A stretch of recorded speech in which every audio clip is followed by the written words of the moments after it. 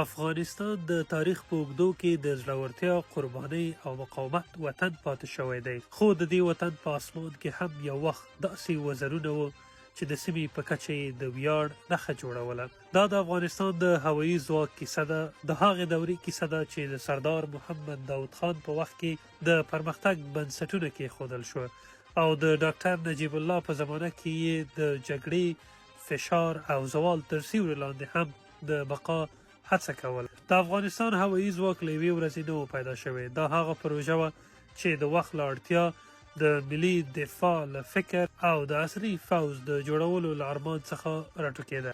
د 20مې پیړۍ په منځنیو لسیزو کې افغانستان درک کړه چې یوازې ځمکنۍ قوه د وطن د ساتنې لپاره بسنه نه کوي، اسمان هم باید وساتل شي. همدلته د هوایي ځواک مفکوره د یو ملي ضرورت په توګه راڅرګنده شوه.